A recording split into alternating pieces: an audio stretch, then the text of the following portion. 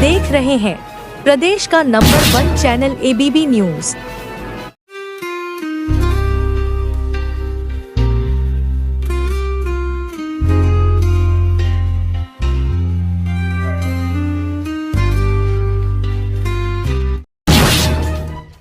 बैठने के लिए आज हमारे बीच में है जिला अध्यक्ष कांग्रेस का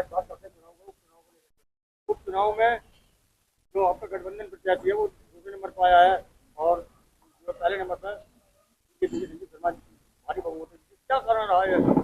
एक कारण रहा है कि जब कहीं ना कहीं इस बात की तो वैसे हम अभी समीक्षा करेंगे, उसके बाद में ये पता चलेगा कि किन कारणों की वजह से, क्योंकि जहाँ से हमें अपेक्षा थी कि वोट हमें ज़्यादा मिलेंगी, वो किन कारणों की वजह से वोट बैंक हमारा कम रहा है। तो एक समीक्षा का विषय, उसके लिए समीक्षा बैठक अभी हम आपस में चर्चा भी कर रहे थे, लेकिन बड़ी एक समीक्षा बैठक बुलाई जाएगी, उसके बाद में उसका कारण पता चलेगा।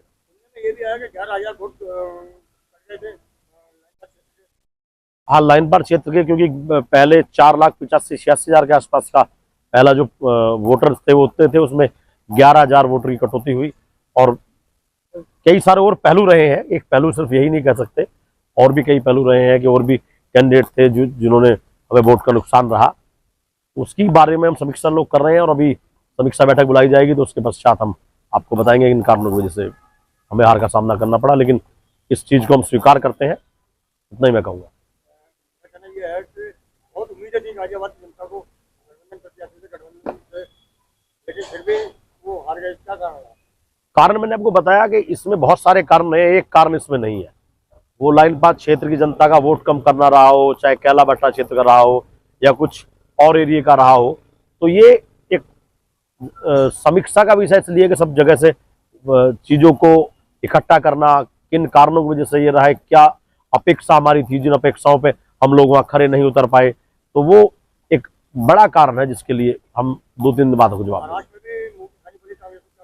देखिए, ये हार और जीत है, ये मुंह की खानी का मतलब, मुंह की खानी तो अगर आप देखेंगे तो झारखंड में भी क्या स्थिति रही है बीजेपी की, तो ये हार और जीत होता है। चुनाव का जनता का रुख कभी गलत किधर पलट जाता है, कभी किधर पलट जाता है, ये तो राजनीति का एक हिस्सा है, हार और जीत। बंगाल के बारे में क्या कहेंगे आप? वायनाड के बारे में देखिए, आप बात कर रहे हैं झारखंड और वायनाड के बारे में, तो वायनाड के बारे में तो हमें बहुत खुशी है, क्योंकि हमारी माननीय नेता प्रियंका गांधी जी बहुत भारी बहुमत से आगे चल रही हैं और वो मुझे लगता है कि रिकॉर्ड स्तर के से वहां से जीतेंगी। उपचुनाव होने के बावजूद इतने बड़े रिकॉर्ड स्तर से जीतना है कि बड़ी मजबूती का काम रहेगा और इससे कहीं ना कहीं कार्यकर्ता के मन में बहुत मजबूती आएगी।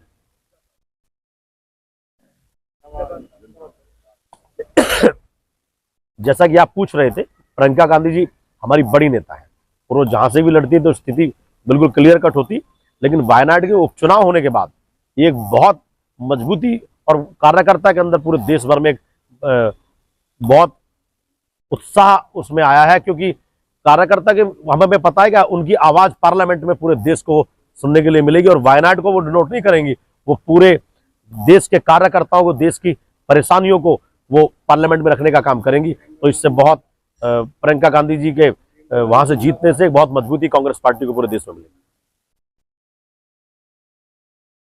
झारखंड के बारे में क्या कहना चाहेंगे आप? जैसा कि आप अभी कह रहे थे, तो अगर वहां आप मुंह की खाने की बात कर रहे हैं तो वहां भारतीय जनता पार्टी को मुंह की खानी पड़ी है।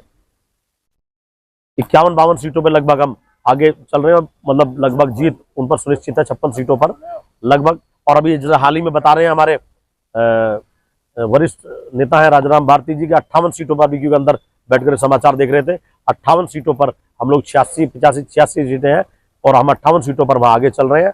तो ये कहीं ना कहीं ये भी एक खुशी का विषय है और कार्यकर्ता में यहाँ भी कहीं ना कहीं एक मजबूती मिलने का काम है। वायनाड और झारखंड के बारे में क्या कहेंगे आप?